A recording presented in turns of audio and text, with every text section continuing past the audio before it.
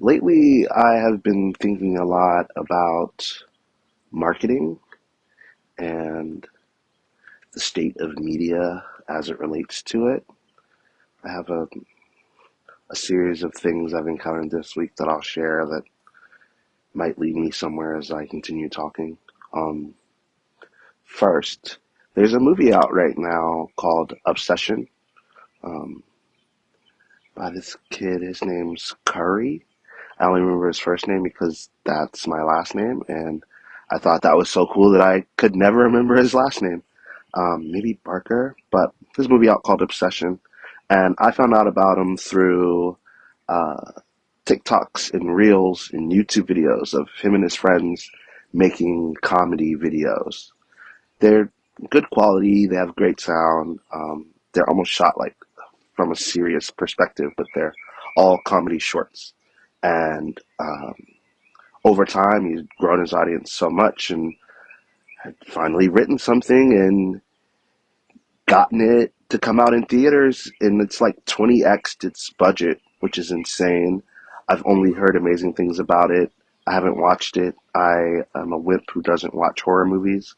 And so I can only tell you what I've heard. I wouldn't even know what a good horror movie was if you asked. I also have been encountering a lot over the last couple of months the new young rapper Trim. She's from Charleston, where I'm from, where I live. I mean, whatever, both.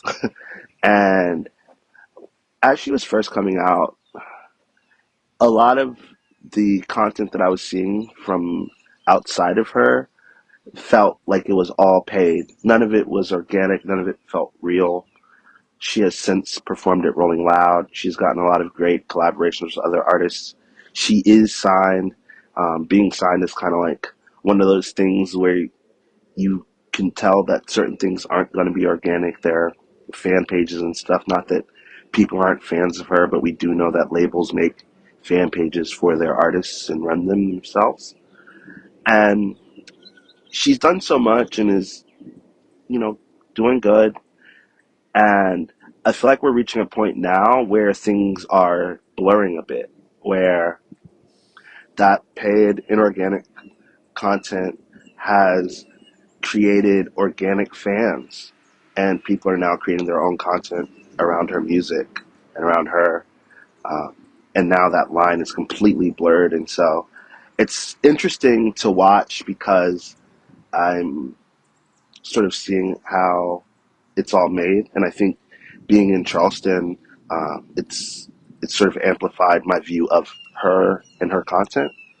Um, Charlie Cohen, who I know from Web3, who is much more than Web3, recently posted something about how she used to be a blogger and was making specific types of content in that time. And one of the holy grails of blogging was having brands send you stuff for free. And if you like the stuff, then you would write about the stuff on the blog. Think about how, like, once upon a time you would send your demos to record labels and they would listen to them and then determine who to sign based on that. We got into this era of influencers and social media, and what ended up happening was the influencers want to get paid to post about the things, regardless of if they like the thing or not sometimes. Obviously, every influencer is going to tell you that they only post things that they believe in, but I don't know how true that is. And how this structure, moving to paid influencers, broke the sort of underground and like base tier brands because they weren't able to pay for influencers anymore, but bloggers weren't even charging and ads weren't really paying the way that they once did.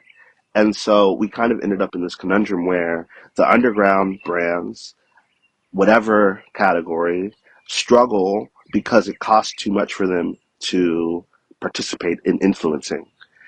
I think, if we go back to the Trim example, it almost makes sense that you have to be signed to a label in order to run a real influencer campaign.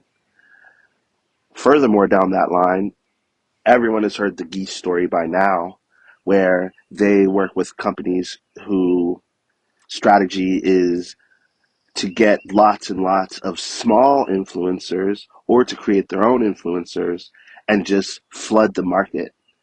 And there are all sorts of companies like that. I know with Drake and Iceman, they're paying creators per view to make Iceman content, which is marketing, right? All of this is marketing, right? The whole meaning of marketing is to create a market, and they are doing it. It's interesting because what does organic even look like now? Does that exist? Can you grow beyond without it? I feel like the closest thing we can do is get the cosign of someone who's done the marketing, and that's as organic as we can get. But if you are using a vehicle that has already been marketed, is that not just marketing? Marketing isn't the bad guy. I think it's the idea that we still want everything to look real when few things are real.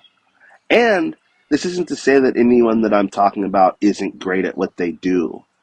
I think Trim's work ethic is not debatable. I think she's working really hard. Every day you see her doing something. I think Geese is an actually good band. I think that there is a required base level of good in order to be marketed. And what does that mean? What does that mean for anything organic? Are we only are we only going to be local forever? Obviously, IRL is returning. Obviously, local is returning. But what does that mean? I'm sitting on the internet trying to find communities in a world where everything is paid for. A lot of us are doing that. We're all chasing an opportunity to go viral, or we're building pages in secret that are just memes and then putting our music on it, hoping that someone discovers us. We're in really tough times right now, and that's fine. The challenge is supposed to be worth the outcome. I feel like I have more questions than answers this week, but that's what's on my mind. I'll catch you next week.